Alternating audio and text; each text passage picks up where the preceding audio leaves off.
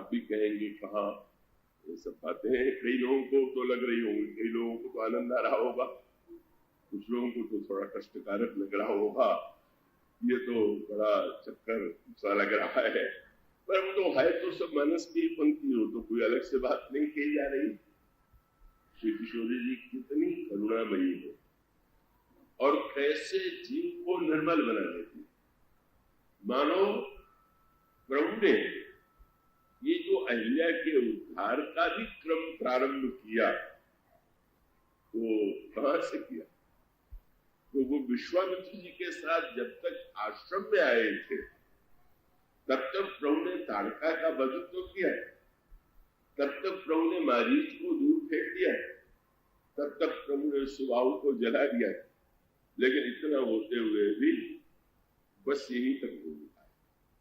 अब इसके अंतरंग को स्वामी जी ने सूत्र दिए। उन्होंने कहा ताड़का दुरासा है, मारीच दोष है, सुबाहु दुख है।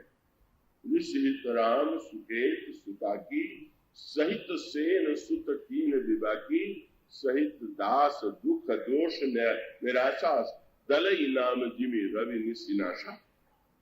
तो प्रभु ने दुराशा को दूर कर दिया, मारीच के रूप में दोष को दुराशा को नष्ट कर दिया, दोष को दूर फेंक दिया और दुख को जला दिया।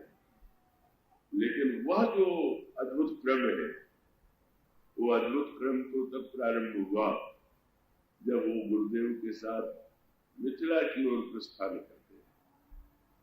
और सबसे पहले गोस्वामी जी ने कहा अहिल्या क्यों? बोले प्रभु जब आप निर्बल मति देने वाली किशोरी जी के नगर में जा रहे हैं तो पहले इस मति का उद्धार तो कीजिए, तब न निर्बल मति के इस पथ का आनंद मिलेगा। और सचमुच प्रभु जब उस अहिल्या को धन्य बनाते हैं तो अहिल्या ने यही कहा, विनती प्रभु मोरी मैं मति भोरी, नाथ न मांगो बरा आना, पद कमल पर आगा। और क्या करता, घर दरवाजे पर खड़ा रहता, कुत्ता घर की रखवाली करेगा। इसलिए आपके लिए अच्छा यही होगा कि आप हाथी हमें दे दें और ये जो गृह रक्षक बहुत ये कुत्ता जो इस तरह से होता है उसको स्वीकार करे। अगर वो व्यक्ति भी उतना ही अपने को धूर्त समझने वाला है तो उसने ये कहा कि ठीक है, उसने कागज का हाथी बनवाया और ये कहा कि ये हाथी ले जाइए। क्यों? बोले उस हाथी को ले जाइएगा तो खिलाना पड़ेगा, हम ऐसा बढ़िया हाथी दे रहे हैं कि खिलाना पिलाना कुछ नहीं है, देखने में भी शोभा भी बनी रहेगी। मानो लेन देन के पीछे गोस्वामी जी विनय पत्रिका में कहते हैं कि अगर हाथी सोहन लेवा देवी बन जाए तो चल ही रहा है समाज में। हम अधिक से अधिक दूसरों की वस्तु हड़प करके अब कम से कम उसे देना चाहते, पर यहाँ कहा गया कि उन्होंने अन्न की आहुति दिया और खीर लेके देवता अग्निदेव आए, तो अन्न तो चावल तो पायस कब बनेगा? जब उसको दुग्ध में परिपक्व किया जाएगा, उसमें घृत और शर्करा आदि डाली जाएगी, तो मानो अग्निदेव ने जो पाया वो और भी अधिक उदारता से लौटाया। तो जब ये वृत्ति बन जाती है तो मानो यज्ञ चक्र प्रारंभ होता है। पर वहां पर भी फिर वो सूत्र प्रारंभ हो गया। भगवान गीता में इसके लिए यज्ञ चक्र शब्द का प्रयोग करते हैं।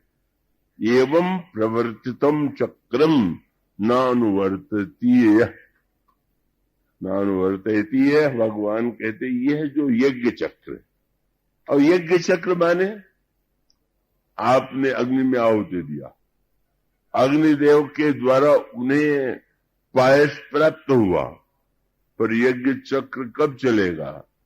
अग्निदेव ने पात्र हाथ में देते हुए ही ये कह दिया कि यह केवल किसी एक को नहीं दिया जाएगा, आपकी अनेक रानियां हैं, इसलिए अग्निदेव यह कह करके अंतर ध्यान होते हैं कि यह हवि वांट देहु नुपजाई, जथा जोग जय भाग बनाई, इसे बांट दीजिए।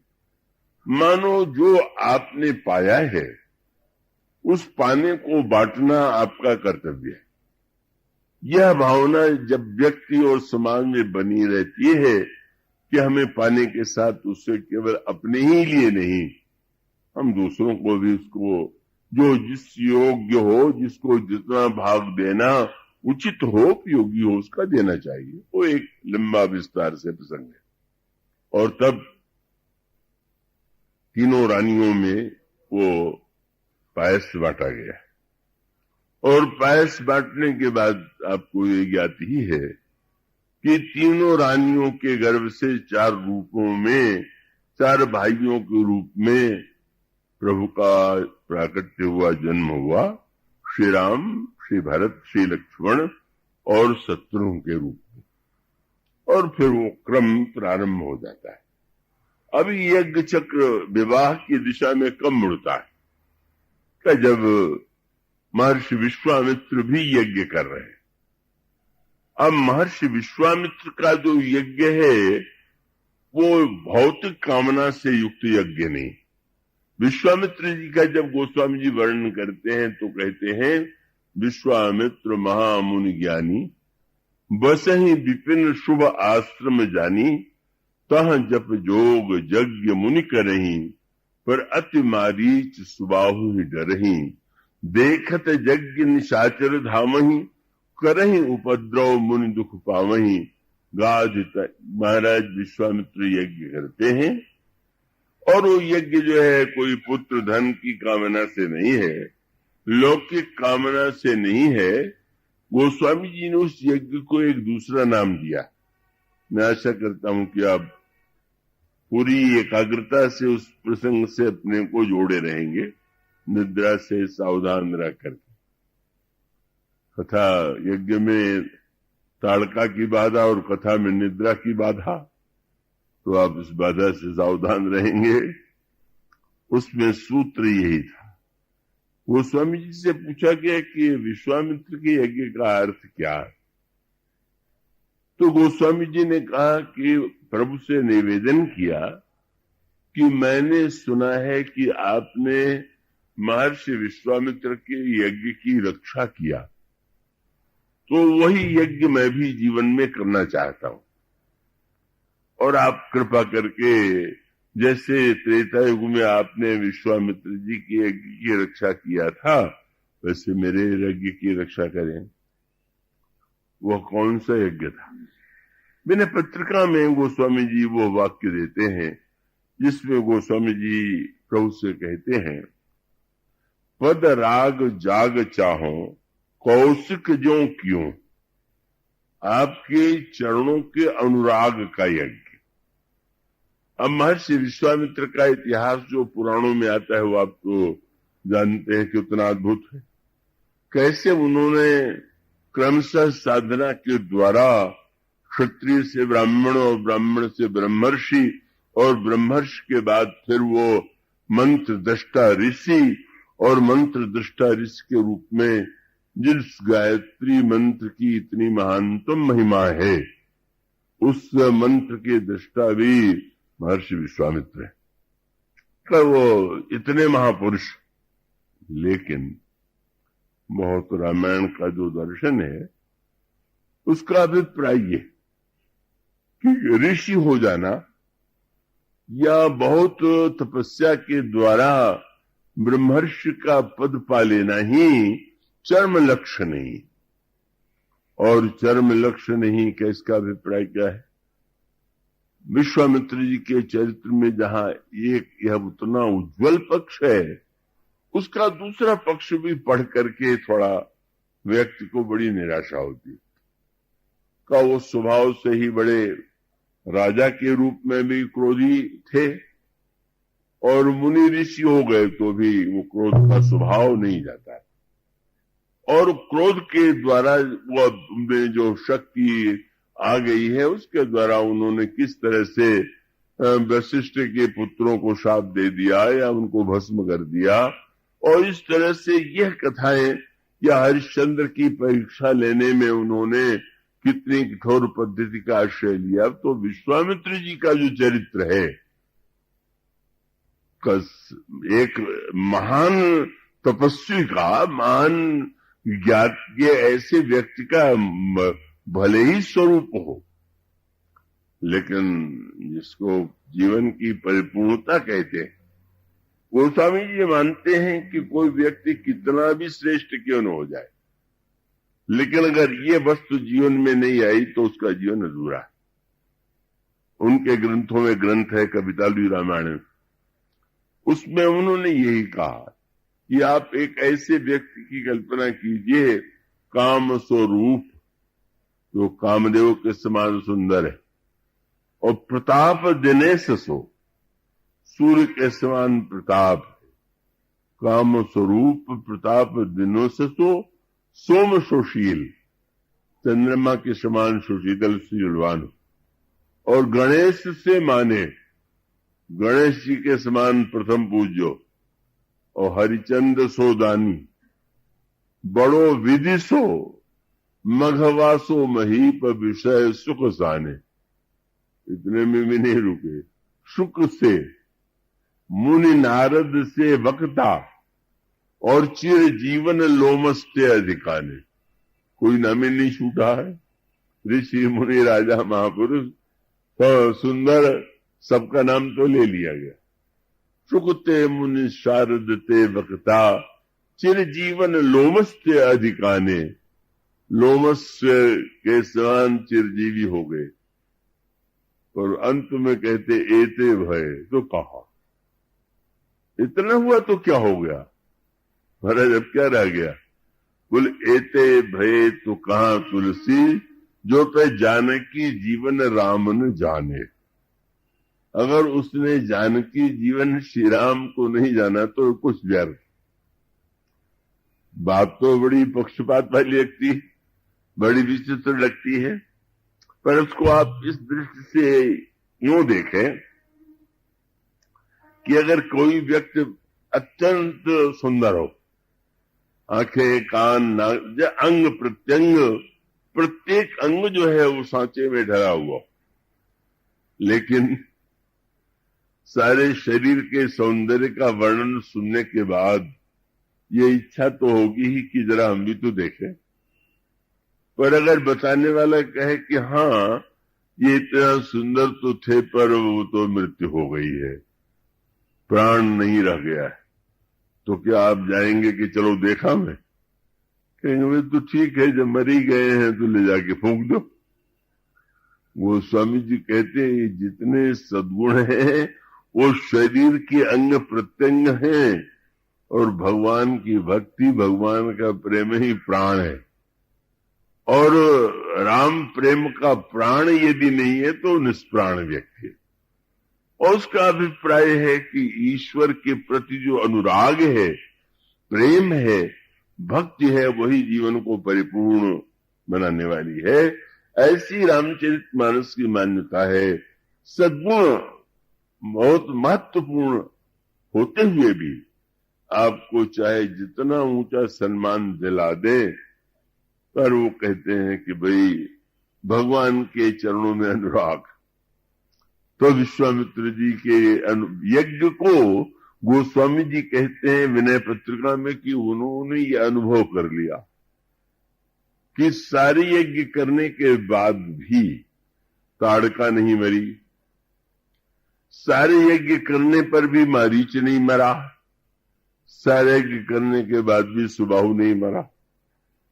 और सचमुच ऊंचे से ऊंचे व्यक्ति हो जाते हैं, लेकिन ताड़का नहीं मरती, सुबाहु और मारीच नहीं मरती।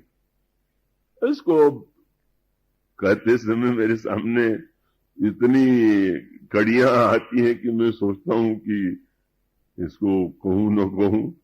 सूत्र इतना है कि इसको गोस्वामी जी ने कहा कि अच्छा, किसी महात्मा के जीवन में बड़ा त्याग है, और यही मान ले कि वो कुछ भी नहीं लेता,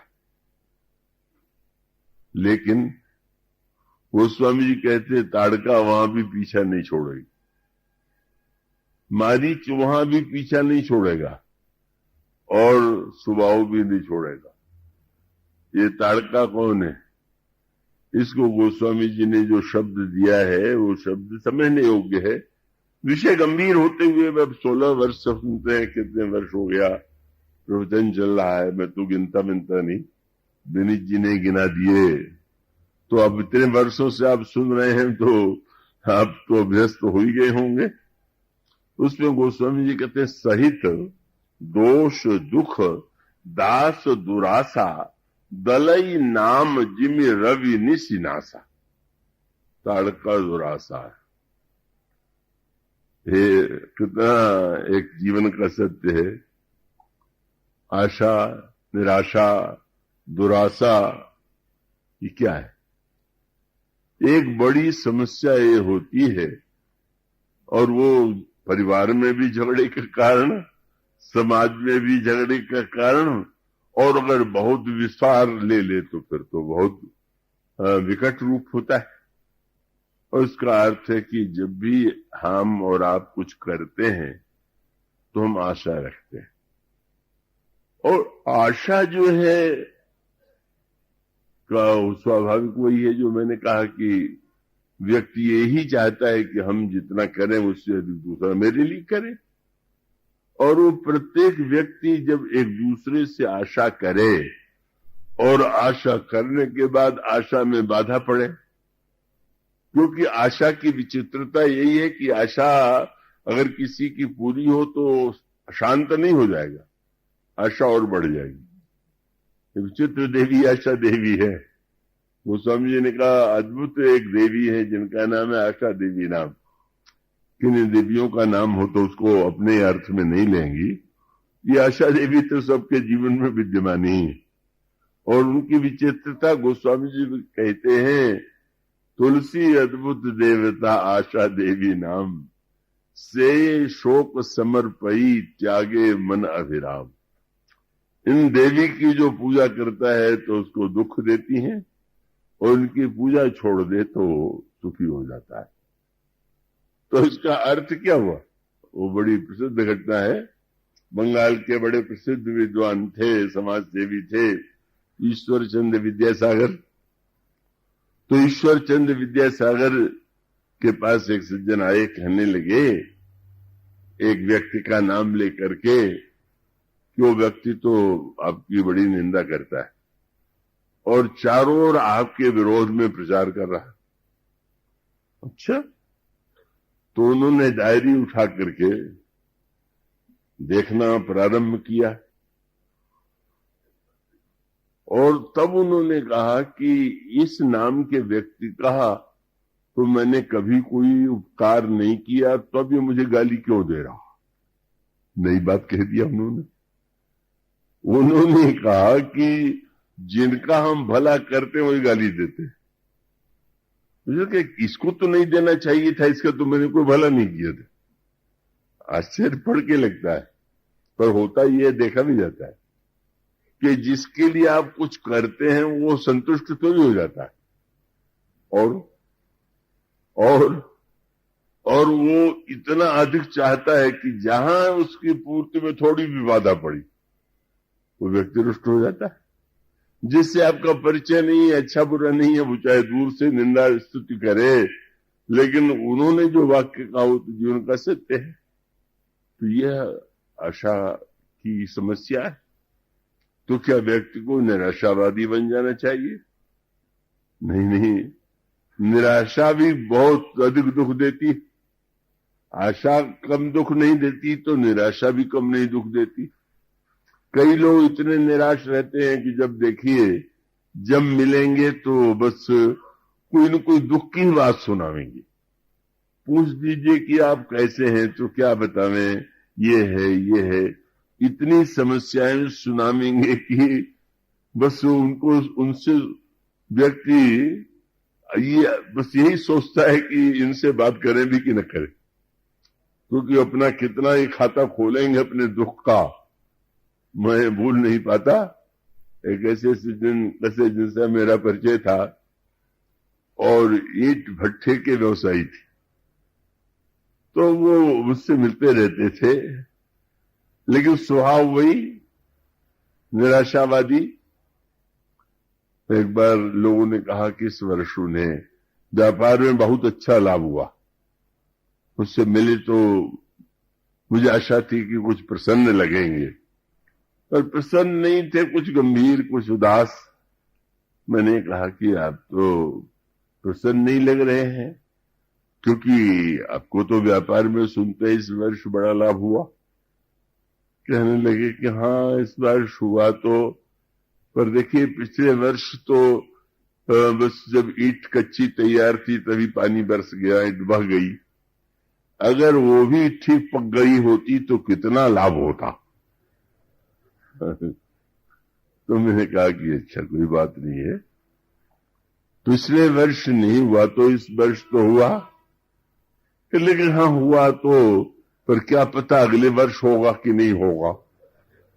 हमने कहा भाई अजीब बात करते हैं, नहीं हुआ नहीं होगा, इस समय तो हुआ। कहले क्या हुआ? हमारे दूसरे व्यापारी को तो हमसे दूना लाभ हो गया।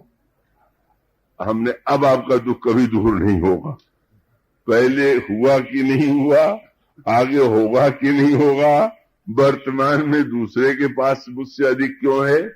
यही मनुष्य का जब स्वभाव बन जाए तो व्यक्ति कभी भी सुखी नहीं हो सकता, पर ये बहुत कठिन है। तो निराशावादी स्वयं अपना दुख दूसरों पर बांटता रहता है, दूसरों को। आशावादी स्वयं भी दुखी होता रहता है, और वो स्वाभाविक। पर उसके बाद फिर वो ये ताड़का जो है न आशा है न निराशा है, अपितु दुराशा है। सहित दोष दुख दास दुराशा।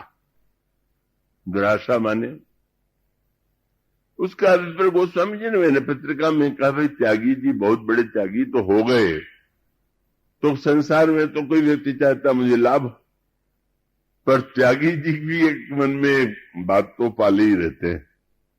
और वो शब्द क्या है? कोऊ कछु कही देई कछु कोऊ, यह वासना हृदय तन जाई। हमें लाभ हो यह इच्छा तो बहुतों में होती है, पर जिनमें इच्छा नहीं है उनमें भी इच्छा यह होती है कि लोग कम से कम मिले तो ये कहें कि महाराज आप तो बड़े त्यागी हैं। ये इच्छा उनकी भी नहीं जी छूटती। अगर उनसे कोई त्यागी जी न कहे तो दुखी हो जाते हैं कि अरे इसने मैंने इतना छोड़ दिया, ओ इतना भी मेरा सम्मान नहीं कर रहा। बड़ा कठिन है। इसलिए ये जो आशा है, क्या कहते हैं, केशवदास से कवि हुए हैं, इधर के क्षेत्र के ही प्रसिद्ध कवि थे, बुंदेलखंड के ही। तो केशवदास जी ने वृद्धावस्था का जो वर्णन किया, उस वर्णन में उन्होंने यही कहा कि भाई स्थिति यह है कि सब कुछ लगता है शरीर का, अंग प्रत्यंग जो है, त्वचा सकुचय, जितनी सकुचय मत बेली, नवय नव ग्रीव, थके गति केशव, बालक ते संग ही संग खेली, और लिए सब आधीन व्याधिन संग, जरा जब आवे ज्वरा की सहेली। सब बदल गया। नवय नव ग्रीव, गर्दन हिलने लगी। थके गति केशव, त्वचा तिकुचय सकुचय मति बेली, और अंत में कहते हैं सब कुछ हो गया, लेकिन अंत में भगय सब जेह दशा जिय साथ। सब कुछ सूख गया, लेकिन बढ़ कौन रहा है? बोले रहे दूरी दौरी दुराशा अकेली। सब जो बूढ़े हो गए हैं, लेकिन ये दुराशा बढ़ जाती है। अब उसको ही बार बार होता है मैंने इन लोगों के लिए इतना किया, ये लोग हमारा ध्यान ही नहीं दे रहे। किसी को तो यही शिकायत हो जाती, मेरे पास से बैठते ही नहीं है। कभी कभी ऐसा दिखाई देता है। तो ये सहज मानवीय वृत्तियां हैं, और ये इसका छूटना सरल नहीं है। आशा निराशा दुराशा, ये इस दुराशा का सबसे भयानक रूप कौन सा है कि अब आपकी आशा न पूरी होने पर आप दुखी हो जाएं तो यहां तक तो ठीक है, आपने दुख मोल ले लिया, लेकिन आशा न पूरी होने पर बदला लेने की बात आ जाए, अच्छा हम तो इससे आशा करते थे, इसने नहीं पूरा किया तो हम दिखाएंगे, इसलिए बदला लेंगे।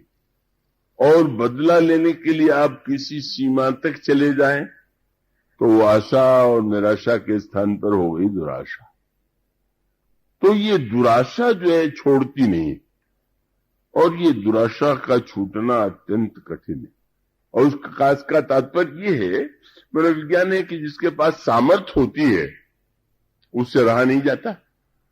सामर्थ्य है तो सोचता है कि हम दिखाएंगे, जो सामर्थ्य नहीं है जिसके पास, वो बेचारा भी चाहता है लेकिन समझता है भाई क्या करें। सामर्थ्यवान जो होता है निश्चित रूप से तो उसमें एक रोगों का उदय होता है और वो बदला लेने की चेष्टा करता है। अब इसको यूं तो सुनने में बड़ा अटपटा लगता है, पर महर्षि विश्वामित्र महानतम ऋषि हो गए, सब कुछ होते हुए भी जब उन्होंने रुष्ट होकर के वशिष्ठ जी के पुत्रों को शाप दे दिया या उनके पुत्रों को भस्म कर दिया, और अन्य प्रसंगों में भी उनका ये था कि जरा सा भी उनको अगर कहीं यह लगा तो अब शक्ति तो उनमें तपस्या की यानी कितनी अधिक है, यह मानो दिखाई देता है, इससे मुक्त नहीं। और उस दुराशा का एक रूप यह भी था कि एक बार उनके किसी शिष्य ने पूछा, महाराज आपने तो सृष्टि का इतिहास बदल दिया, और लोग ये मानते थे कि जिसका जन्म जिस जाति में हुआ है वही उस जाति का पूरे जीवन में रहेगा, पर आपने तो जीते जीते नियम को परिवर्तित कर दिया और आप क्षत्रिय से ब्राह्मण नहीं, आप ब्रह्मर्षि बन गए। इतने से बढ़कर के तो कोई सम्मान का शब्द नहीं होगा। लेकिन क्या हुआ, विश्वामित्र जी के मुंह से भी यही बात निकला कि हां मैं ब्राह्मण भी हो गया, ब्रह्मर्षि बन गया। और उन्होंने कहा ब्रह्मा ने भी ब्रह्मर्षि कह दिया लेकिन वशिष्ठ ने नहीं कहा। लीजिए, अब यही एक समस्या आ गई, सबने कह दिया पर वशिष्ठ ने नहीं कहा। अब अगर आपको यही लगने लगे कि सब लोग मेरी प्रशंसा कर रहे हैं, ये व्यक्ति मेरी निंदा क्यों कर रहा है, आलोचना करता है, इस स्वभाव को छोड़ देना चाहिए, इसमें बड़ा लाभ होता है। तो इसका अर्थ लेकिन वो उस बात के लिए क्षुब्ध है, और इसलिए पुराण उसको बड़ी अनोखी भाषा में कहते हैं। श्रीमद्भागवत में लिखा गया कि वशिष्ठ जी और विश्वामित्र पक्षी बनकर के हजारों वर्ष तक लड़ते रहे। तो बुरे लोग नहीं लड़ते, भले लोग भी, मुनि और त्यागी कहे जाने वाले भी कम नहीं लड़ते। उनकी लड़ाई का रूप भिन्न भले ही हो। अब कोई व्यक्ति किसी को अस्त्र से मार दे, कोई व्यक्ति शाप से मार दे, शाप से भस्म कर दे, तो वो तो अस्त्र ही है। मानो ऋषि होने के बाद भी महानतम कितने भी हों, पर गोस्वामी जी कहते हैं कि वो ताड़का को नहीं मार पा रहे, और ताड़का नहीं मरेगी तो भाई किसी न किसी रूप में दोष जो है, जिसको गोस्वामी जी कहते हैं मारीच। और दुख कौन है, उनका ये स्वभाव हुआ। मानुष का अभिप्राय कि श्रेष्ठ से श्रेष्ठ व्यक्तियों को जीवन में भी किसी न किसी प्रकार का दुख रहता है, किसी न किसी प्रकार का दोष रहता है।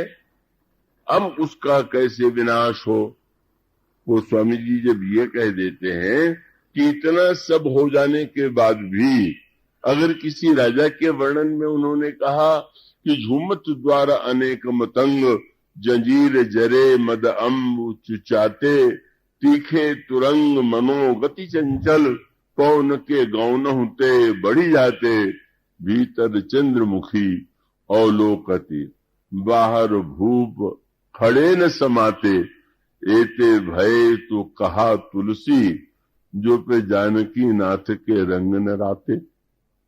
और दूसरा आपको मैंने सुनाई दिया, वे समस्त सद्गुण होने के बाद भी, इसका अर्थ है जब भगवान के चरणों में हमारी प्रीति हो जाती है तब दुराशा नष्ट हो जाती है, तब मानो उसके जीवन से दुख और दोष का विनाश होता है। महर्षि विश्वामित्र को यही लगा कि अवलगादित्यनय मन चिंता व्यापी, मैंने इतने बड़े बड़े महान कार्य मेरे द्वारा हुआ, लेकिन यह तीनों पर विजय प्राप्त नहीं कर मैं पा रहा हूं। और तब उनके हृदय में भक्ति का उदय हुआ। भक्ति क्या है? अगर आप में विचार की सामर्थ्य है तो क्या नहीं बन जाएगी। आप में पुरुषार्थ की क्षमता है तो कर्म को ऊंचे से ऊंचे स्तर तक ले जाएगी। तो अगर आपको जब ये लगने लगे कि नहीं, सब होते हुए भी हम में बहुत कुछ नहीं है, कमी है, और यह कमी बिना भगवान की कृपा से नहीं पूरी हो सकती। ये जो अनुभूति भक्ति का उदय जो होता है, अपने में अभाव देख करके होता है। कि जब हम अपनी विशेषता देखते हैं तो चाहे हम ज्ञानी बने, चाहे हम कर्मयोगी बने, पर जब हम अपने में अभाव का अनुभव करते हैं तब हम ये अनुभव करते हैं कि सब कुछ होते हुए भी ईश्वर की कृपा, ईश्वर के अनुराग के बिना जीवन पूर्ण नहीं होगा। और इसलिए विश्वामित्र जी को जब यह अनुभव हुआ, ये अनुभव वशिष्ठ जी को भी पहले हो चुका।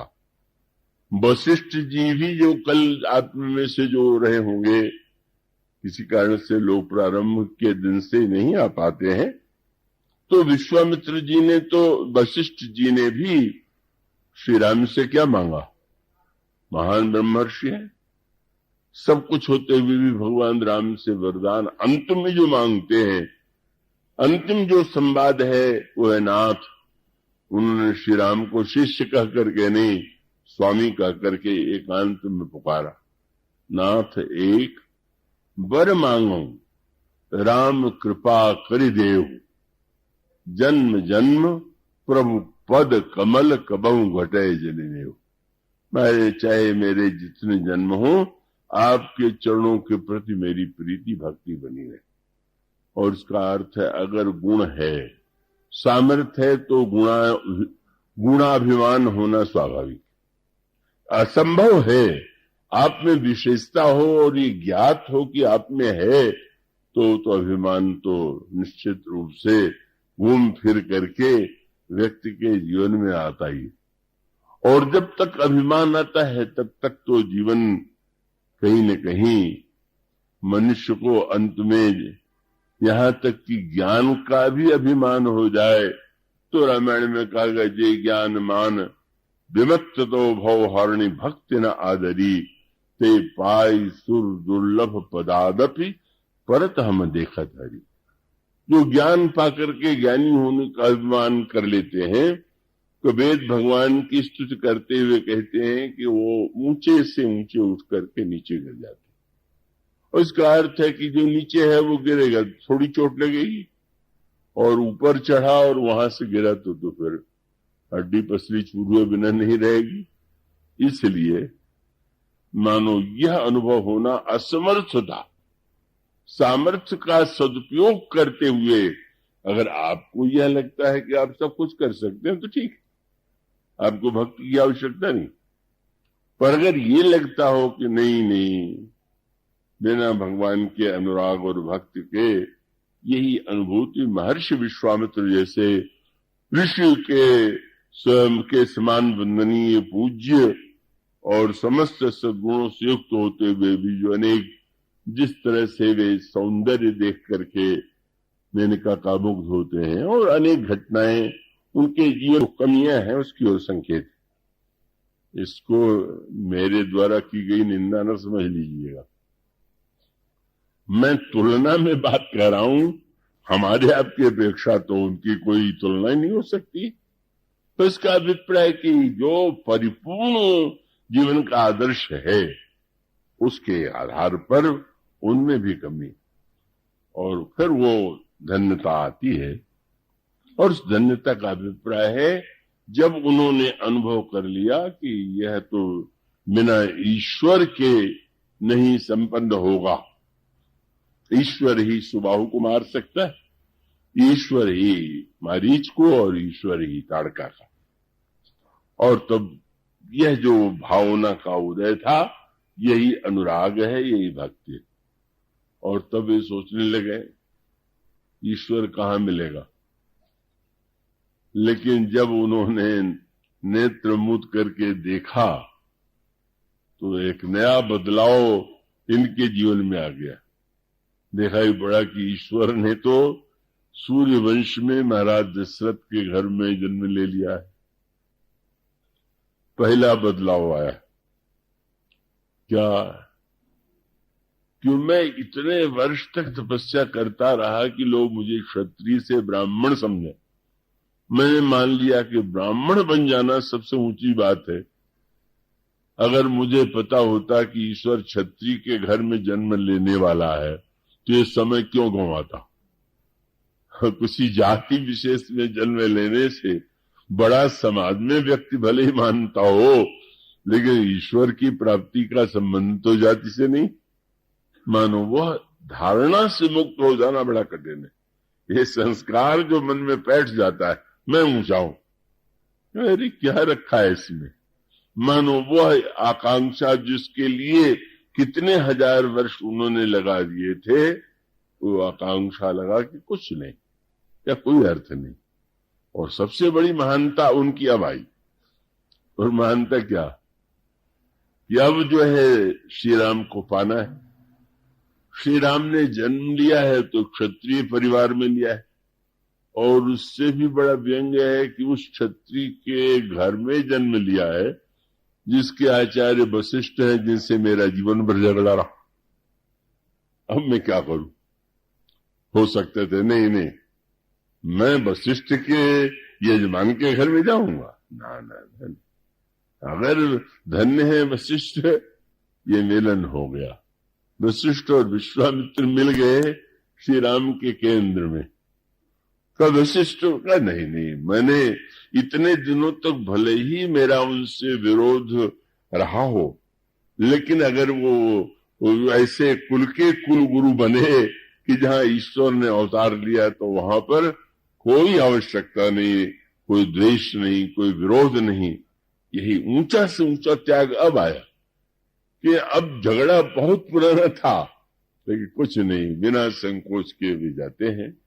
मानो सूत्र तो यही है कि श्री राम और श्री सीता जी का विवाह जो है, उसका जो एक मनोवैज्ञानिक और शास्त्रीय और क्रमिक वर्णन किया गया है, उसका तात्पर्य है कि कितना महानतम कार्य संपन्न हुआ। दूरी समाप्त हो गई दो महापुरुषों की, और कितना संकोच छोड़ करके श्री राम श्री लक्ष्मण को मांगने के लिए पहुंच गए। और कैसे एक बार दशरथ की ममता न देने के लिए प्रेरित करने लगी, क्योंकि जो महात्मा जी आए हैं वो धन लेने नहीं आए हैं, वस्तु नहीं, उनको तो बस अनुज समेत देहु रघुना था। और फिर वशिष्ठ जी की धन्यता ये है, ये नहीं कि अब ये तो हमारे विरोधी हैं, इनको हम अपने चेलों को क्यों दें। चेलों को और गुरुओं के लोगों की लड़ाई हो जाती है।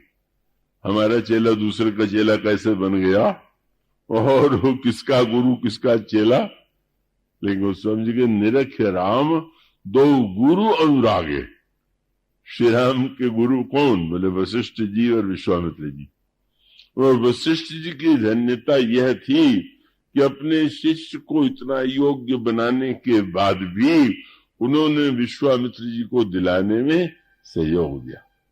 अगर वो नहीं देना चाहते हैं तो स्पष्ट संकेत कर दिया, राजन इस बात को मत भूलो, तुम्हारे पुत्र नहीं थे। और पुत्र कैसे मिला, यज्ञ के द्वारा। यज्ञ ऋषि ने कराया और तुम्हें 4 पुत्र मिले। आज एक ऋषि का यज्ञ पूरा नहीं हो रहा है। जिस यज्ञ से तुमने 4 पुत्र पाए, क्या तुम दो भी देने में कृपणता करोगे? और सचमुच तब वशिष्ठ बहुत विधि समझावा, मानो एक नई माने रामायण में विश्वामित्र जी का चरित्र पढ़े तो कल्पना भी नहीं हो सकती कि वो कभी क्रोधी भी थे या जल्दी से नाराज हो जाते थे या शाप दे देते थे। इसलिए बहुत मीठी बात गोस्वामी जी ने लिखा कि श्री राम के इस विवाह प्रसंग में तो बहुत सी ऊंची ऊंची घटना हुई। तो विवाह के बाद माताएं बैठ के चर्चा करने लगी कि ताड़का को इन्होंने मार दिया, सुबाहु को मार दिया, अहिल्या का उद्धार कर दिया, शंकर जी का धनुष तोड़ दिया। इन कामों में से कौन सा काम सबसे ऊंचा? आप जानते हैं क्या निर्णय हुआ? बोले इन दोनों की सबसे बड़ी सफलता यह है कि कौशिक से को ही बस किए दो भाई। इन दोनों भाइयों ने क्रोधी विश्वामित्र को अपने अनुकूल बना लिया और उनका क्रोध मिटा दिया। इससे बढ़कर के और कोई बड़ा कार्य नहीं। कितनी बड़ी बात! बाहर की ऊंचाई नहीं, हमारे मन में जितनी ऊंचाई आवे विकार शून्य, वो हमारा अंतःकरण इतना शुद्ध है